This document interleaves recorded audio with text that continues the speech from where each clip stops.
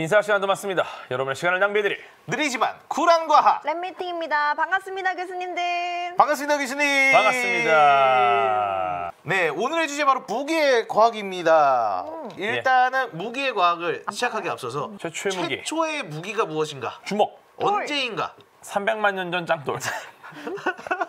사람이 네. 뭔가를 먹기 시작했을 때 쓰지 않았을까요? 나무 짝대기. 랩장님께서 아주 좋은 얘기를 하셨습니다. 뭐라고요? 나무 짝대기. 맞습니다.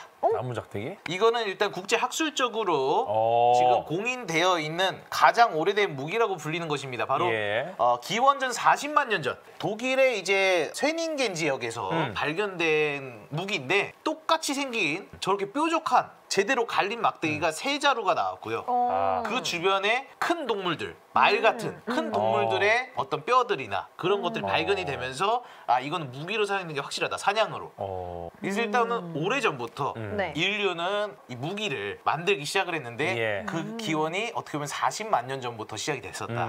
그렇다면 이 무기를 만든다. 왜 만들었을까요? 이때 같은 경우는 어떻게 보면 맨손으로 이 짐승들을 잡는 거 쉽지 않잖아요. 그렇죠.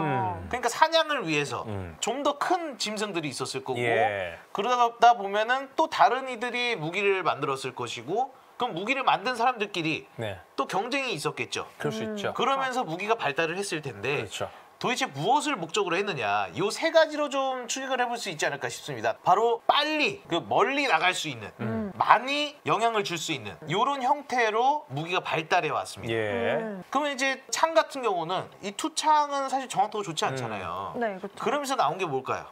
활. 그렇죠. 이런 거 이제 요즘은 잘 쓰지 않는 거 활도 등장했으나 요즘 누가 군인들이 활 쓰나요? 안 쓰죠. 왜 군인들이 활을 쓰지 않게 되었는가? 결국에는 이것의 등장이 있었기 때문입니다. 총이 등장했기 때문이에요. 자, 총부터 좀 자세하게 들어가 볼까 합니다. 네. 좋습니다. 그렇다면 총이 과연 어떤 원리로 작동을 하는가? 총의 제일 중요한 건 바로 이것이죠. 역사적으로는 예. 한 8, 9세기쯤에 당나라 시절에 중국에서 처음 이 화약이 발견됐다고 합니다. 네. 네. 그래서 이제 이 화약이 어떻게 발견이 됐느냐? 네. 이 중국에서 네. 요 당시에 사실은 뭐 무기를 만들려고 화약을 발견한 게 아니었어요. 처음에는 중국에서도 어떻게 보면 이제 연금술사라 그러죠. 뭔가 새로운 물질을 만드는 이런 비슷한 류의 이제 직업군을 가지신 분들이 있었는데 예. 이분들이 뭘 했냐면 그 당시에 약재 같은 걸 많이 만들었어요. 약재 같은 걸 만드는데 불로장생을 어떻게 하면 할 수 있을까? 항상 불로장생을 할 수 있는 약을 어떻게 하면 만들 수 있을까? 이러면서 요것저것 다 섞어본 거예요. 요것저것 다 섞었는데 정확하게 물질로는 질산칼륨이라는 가루가 있어요. 그리고 숯이랑 유황. 유황가루. 유황. 네. 뜨거운 데다 섞을 거 아니에요. 네. 하면 또. 섞으니까 폭발을 하더라는 거죠. 오. 그래서 화약이 발견된 겁니다. 네. 왜 폭발해요? 아까 말씀드렸죠. 질산칼륨, 숯, 황, 유황 이렇게 돼 네. 있다 그랬죠. 네. 화학적인 원소들을 보시면 질산칼륨은 어떻게 보면 산소를 공급하는 역할을 하고 네. 그리고 숯은 타들어가는 연소 반응을 할 네. 탈 것의 역할을 하고 황 같은 경우는 작은 열에도 빠르게 열을 더 증폭시킬 수 있는 이 유황이 조그만 열에도 금방 반응을 해서 폭발을 해요. 예. 그래서 어떻게 보면 기폭제 역할을 하는 네. 열을 제공을 하는 거죠. 예. 이 세 개가 반응을 하면서 이제 불이 납니다. 그렇게 되면은 불만 나는 게 아니라 반응을 하고 나면은 결론적으로 그 안에서 질소가스랑 이산화탄소가스가 대량으로 분출이 됩니다. 네, 그 작았던 가루가 가루가 엄청 작잖아요. 네. 가루들이 부피가 기체가 되면서 예. 고체가 기체가 되잖아요. 예. 기체가 되면서 거의 한 약 5,000배 정도 부피가 증가해요. 그러면 예를 들어서 작은 공안에다가 화약을 넣어놓고 네. 그 안에다가 불을 지펴요. 그럼 부피가 순식간에 5,000배로 팡 터져. 그러면 약간 이거 약간 수류탄 같은 막 그렇죠. 느낌 난데. 맞아요. 오. 수류탄이 그래서 화학을 가득 담은 탄이에요.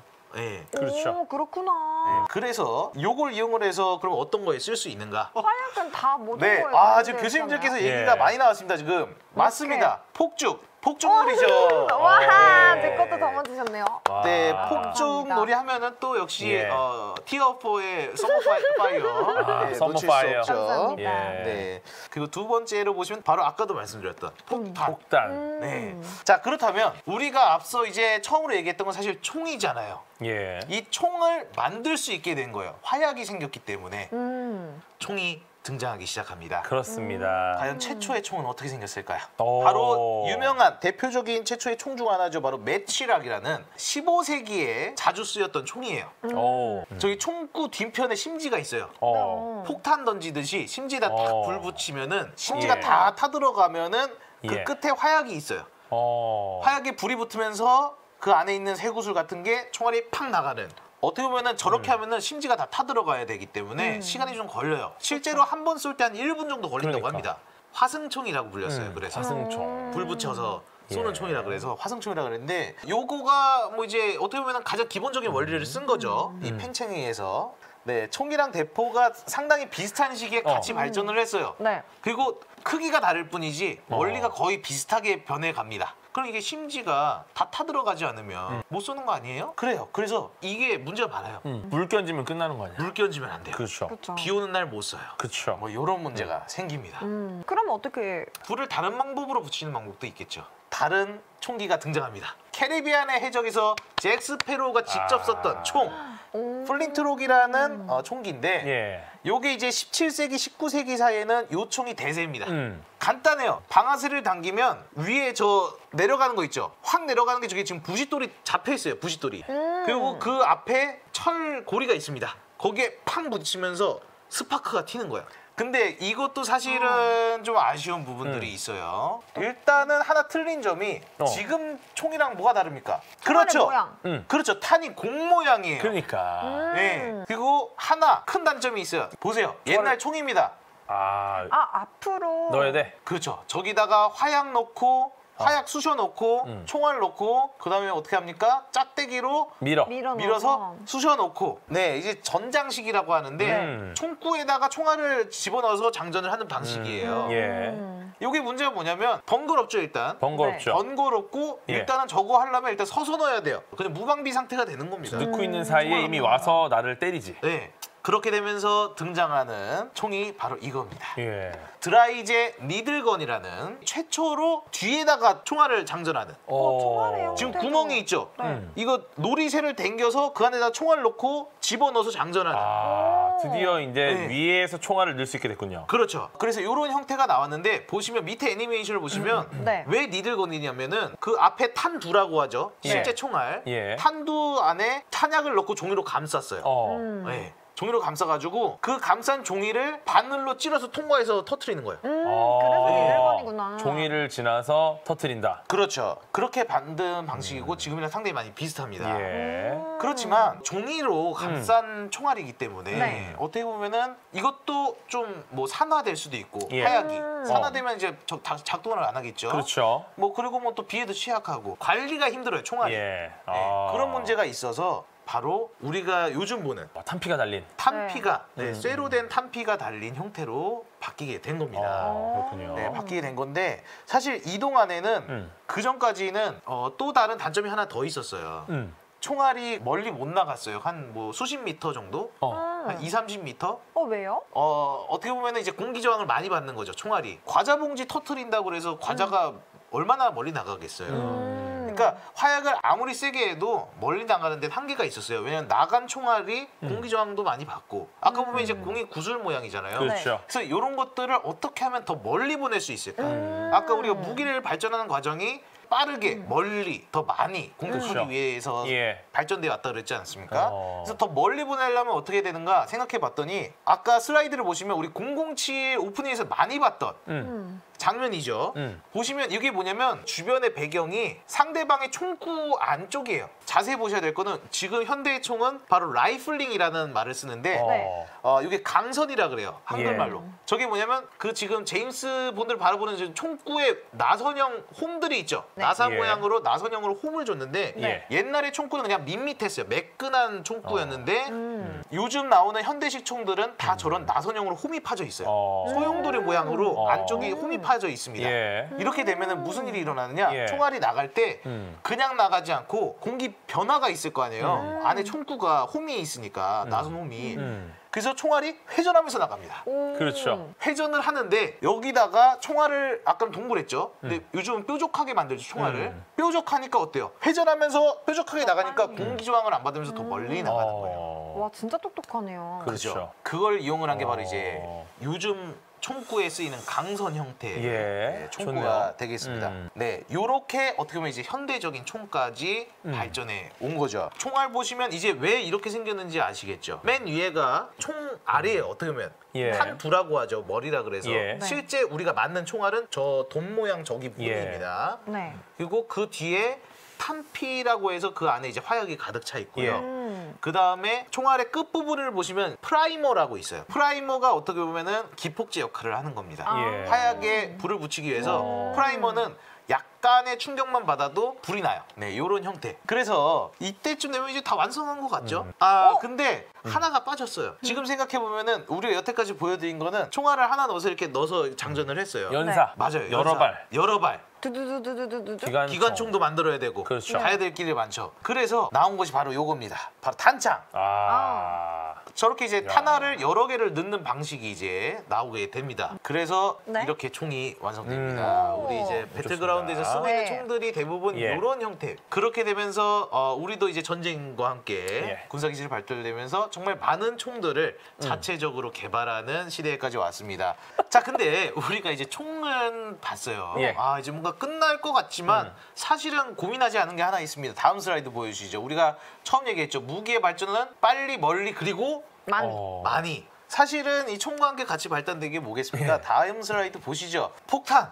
폭탄. 예, 폭탄도 많이 발전했죠. 예. 그리고 우리가 이 무기 군사 기술이 급격하게 발전한 시기가 바로 1차 세계대전, 2차 세계대전입니다. 그렇죠. 그러면서 폭탄 말고 이런 것도 등장하죠. 다음 슬라이드 보시죠. 바로 오. 전차, 탱크. 탱크. 예, 1차 세계대전 때 영국에서 처음으로 먼저 탱크가 나오는데 이게 어떻게 보면 2차 세계대전까지 엄청난 역할을 하죠. 좋은 탱크를 갖고 있을수록 정말 완전 휘어잡는 그렇죠. 전쟁을. 그렇죠. 그렇습니다. 그래서 2차 세계대전에서 예. 네. 이제는 완성했다. 음. 이제 이 이상의 무기가 없다라고 생각할 법한데 엄청난 무기가 등장하죠. 맨하탄 맨하탄 프로젝트. 프로젝트. 오펜하이머네요. 맞습니다. 예. 로버트 오펜하이머죠. 바로 이제 당시에 이제 뉴멕시코주에 있던 로스 알라모스 연구소의 연구소장이었던 오펜하이머에게 이제 주문을 하죠. 정부에서 핵 분열 반응에 대해서 이때 연구가 이제 결과가 나오면서 예, 그렇죠. 아인슈타인이 이런 거를 경고를 했습니다. 네. 네, 이거를 이용한 무기가 만들어지는 것 같다. 독일에서도 그런 그렇죠. 의심이 든다라는 얘기가 있어서 예.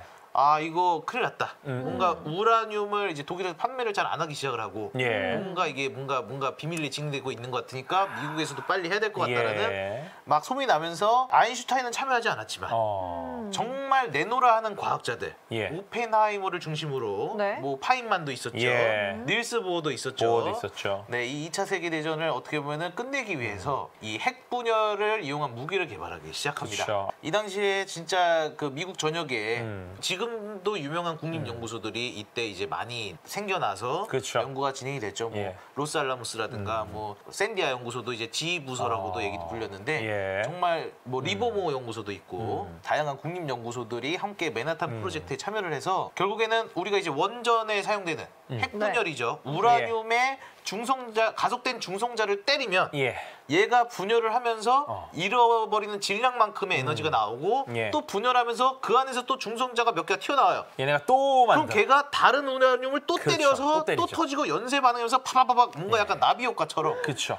한 번의 중성자의 한 번의 날개짓으로 모든 게 다 터지면서 맞아요. 엄청난 에너지가 급속도로 터지는 화약은 저리 가라 하는 수준의 엄청난 폭발이 일어나는 그 핵 분열을 이용을 한 폭탄이 만들어지기 시작합니다. 무시무시합니다. 와 네. 어마무시한데요. 무시무시합니다. 이야기만 들어도. 예. 그러면서 이제 3년 동안 이 맨하탄 프로젝트에 의해서 폭탄 하나가 만들어지는데 3년 뒤 1945년에 7월 16일 뉴멕시코주에서 처음으로 시범으로 이 핵폭탄이 되는가, 핵분열 폭탄이 정말 되는가를 확인하는 시범 시뮬레이션이 진행이 됩니다. 그래서 확인을 했죠. 네. 최초로 핵폭탄이 만들어지는 순간이 어. 1945년에 일어납니다. 그걸 예. 터트린 건 아니죠? 터뜨렸죠. 터뜨려야죠. 어디다가? 터트려야 알죠. 네. 어디에? 뉴멕시코주. 뉴멕시코. 뉴멕시코주가 엄청 넓은 사막이에요. 그래서 네. 사람이 안 사는 지역들이 있습니다. 네, 어. 그 지역에 터뜨려 보는 거죠. 실험을 해본 겁니다. 그래서 성공을 했고요. 그 그래서 위력은 어땠나요? 위력이 어땠는지 보고 네. 싶으시죠? 1945년입니다. 바로 성공을 하자마자 히로시마, 나가사키에 투하합니다.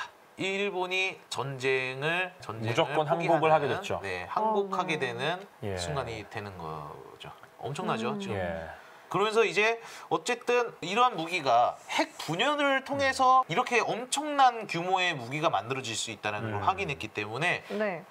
또 다른 방향으로도 가능하겠구나라는 생각이 듭니다. 그러면서 요거 우리 인공태양 때 다뤘던 네. 건데 한번 보여주시죠. 핵에서 에너지를 빼는 방법은 핵 분열만 있는 게 아니에요. 핵 분열은 아까 우라늄에서 중성자를 해서 원자가 두 개가 분리가 되고 네. 그 에너지가 분출된다 그랬죠. 네. 방사능과 함께. 예. 그거 말고 인공태양에선 뭐 썼습니까? 핵 융합. 융합을 썼어요. 그렇죠. 어. 이번에는 네. 작은 원자들을 합쳐서 하나의 큰 원자를 만드는 여기서도 질량이 뭔가 소실이 되기 때문에 그렇죠. 그 질량만큼의 에너지로 발산이 됩니다. 예. 파괴력이 융합이 훨씬 셉니다. 훨씬 크죠. 예, 훨씬 크죠. 예. 예. 거의 얘기로는 이제 정설로는 히로시마에 투하했던 그 핵폭탄보다 한 5,000배 정도는 클 것이다라는 얘기가 있습니다. 예. 예. 그러면서 이제 핵폭탄뿐만 아니라 다른 기술들도 또 발전합니다. 요거 빼놓을 수 없죠. 지금도 핫 이슈 중에 하나인데 바로 ICBM. ICBM. ICBM 많이 들었죠. 대륙간 탄도미사일입니다. 그렇죠. 대륙간 탄도미사일. 대륙을 넘어서 쏠 수 있는 미사일인 거예요. 태평양을 넘어서서 다른 대륙까지도 닿을 수 있는 미사일이 바로 ICBM이에요. 자, 이렇게 세계대전에 의해서 많은 기술들이 나왔는데 네. 그러면서 이제 어쨌든 전쟁이 어느 정도 종식이 되지 않았습니까? 그렇죠. 그러면서 또 다른 시대가 펼쳐집니다. 예. 바로 냉전의 시대. 소련과 미국의 냉전의 시대. 네. 그렇죠. 그러면서 어떻게 됩니까? 우주 경쟁이 시작이 됩니다. 어. 이제는 우주 시대가 왔잖아요. 이러다 보니까 다양한 또 다른 이제 대공 기술들이 생깁니다. 이제 이런 것도 생겨요. 위성이 사실은 되게 노출이 되는 거잖아요. 우리의 지금 위치나 신분을. 그렇죠. 그렇기 때문에 이 위성을 공격하는 레이저 기술 이런 것들도 이제 개발이 됐고 예. 미국에서도 개발이 되고 러시아에서도 실제로 개발을 하고 있다는 정보가 있습니다. 우주의 시대에 따른 전쟁에 대비하는 이런 네. 연구들이 점점 예. 발전하기 시작을 하게 됩니다. 그러다가 어떻게 되죠? 결국 이제 소련 연방이 해체가 되면서 이제 냉전이 끝나게 됩니다. 우리는 이제 어떻게 보면은 이런 큰 전쟁을 어떻게든 막아야 돼요. 그렇지만 우리가 원치 않게도 여기저기서 작은 전쟁들이 일어나요. 누군가 전쟁을 일으키려고 하는 사람들이 있었어요. 예. 그럼 이걸 어떻게 해야 되냐? 이런 집단과는 어쨌든 전쟁을 같이 해야 되는데 예. 그렇다고 해도 어쨌든 큰 규모의 전쟁을 일으키면 다른 지역에서 피해가 나면 또 다른 전쟁으로 번질 수 있기 때문에 그렇죠. 인도적인 차원에서 정말 적들에게만 통할 수 있는 그런 기술들을 만들기 시작을 해요. 예. 네. 그러면서 등장한 기술들 이제는 우리가 탄약을 쓰지 않고 레이저를 쓰기 시작합니다. 레이저 특징이 뭐예요? 레이저 이제 개발이 됐으니까 네. 레이저는 한 곳에 집중적으로 쏠 수 있죠. 그리고 조절도 웬만큼 할 수 있어요. 그렇기 때문에 이걸 어떻게 하냐면 적한테 적을 살상하지는 않고 적한테 화상을 입히는 거야. 당장 적군을 무력화시키는 형태로 네, 액티브 그쵸. 디나이얼 시스템 같은 ADS 예. 기술들이 나오기 시작을 했고요. 그리고 두 번째, 이제 어떻게 보면 이제 살상을 최소화하는 무기들이 등장을 하는데 예. 이거는 아마 이제 많은 분들이 아실 거예요. 딱 보면 아 맞다 이것도 있었지. 뭘까요? 지금 시대에 너무 치명적인 무기 생화학 무기인가 보다. 바로 EMP입니다. 아, EMP. 아, EMP. 아, 예. 전자기파를 엄청 크게 쏴서 예. 그 지역의 모든 전자기기들을 무력화. 고장내는 거야. 그러면 이거는- 통신도 두절되고 그쵸. 뭐 전자기기로 만든 무기들도 못 쓰게 되고 뭐 이제 장갑차나 전차들도 어떻게 보면 이제 전기들이 이제 다 터지기 때문에 예. 다 문제가 생겨요. 소통도 그렇죠. 안 되고. 네. 그리고 마지막 또 새로운 기술 중에 하나가 이것도 관심이 많으신 기술이에요. 계속 다음 나오고 슬라이드 있는 보시죠. 레일건인가요? 뭘까요? 맞습니다. 아. 레일건입니다. 저는 이거 한 번도 본 적이 없는 것 같아요. 요게 어떻게 보면은 탄약을 쓰지 않는 총이라고 생각하시면 돼요. 미사일이라고 생각하시면 되는데 탄약을 안 쓰고 어떻게? 이거 레일건은 간단하게 전자기 유도를 쓴 겁니다. 그렇죠. FBI 왼손 법칙 요걸 이용을 해서 전류랑 자기장을 잘 조합을 하면은 힘을 만드니까 예. 그 레일로 계속 이제 엄청 강한 전류와 이 자기장을 만드는 거죠. 그러면 힘이 갑자기 패러데이 전자기 유도 법칙에 의해서 엄청난 힘이 발생이 됩니다. 예. 이걸 이용한 거예요. 그쵸. 전자기를 이용한 음. 총이라고 생각하시면 돼요. 그렇죠. 전도성 물질을 두 개의 레일 사이에 놓고 이 레일에 강력한 전류를 흘려주면은 이 전도성 물질이 로렌츠 힘이라는 걸 봤거든요.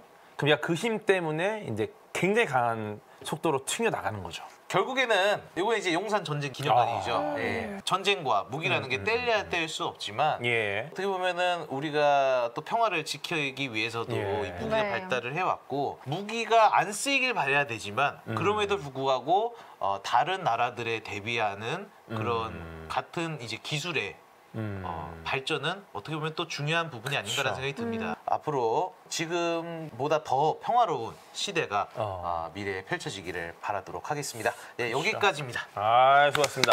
네, 오늘의 무게과학이었고요. 일단은 네, 좀 소식이 하나 있습니다. 네, 좋은 소식이죠. 오늘이 저의 마지막 랩미팅이 될 것 같습니다. 제가 일단은 미국의 연구소로 이제 가게 되었어요. 그래서 긴급하게 알려드리는 점 죄송하게 말씀드리고요. 그렇지만 그럼에도 불구하고 이 안될 과학은 온라인 플랫폼 아니겠습니까? 그렇죠. 네, 제가 비록 이제 랩미팅에는 이렇게 인사를 드리는 건 쉽지 않지만 저희가 긴급과학이라든가 언박싱이라든가 혹은 또 뭐 또 다른 라이브가 나올 수도 있겠죠. 그렇죠. 예, 뭐 이런 것들로 예. 저희가 또 미국에서는 또 어떤 과학 기술들이 있고 어떤 그렇죠. 것들을 또 전달해 드릴 수 있을지를 맞습니다. 고민하면서 예. 안될과학이 좀 더 발전될 수 있는 방향으로 예. 계속해서 하도록 하겠습니다. 인사의 시간도 많습니다. 여러분의 시간을 낭비해드릴 느리지만 쿨한 과학. 랩미팅이었습니다. 감사합니다, 교수님들. 감사합니다, 교수님. 감사합니다. 공지는 영원할 거야. 영원합니다. 사랑해요. 감사해요.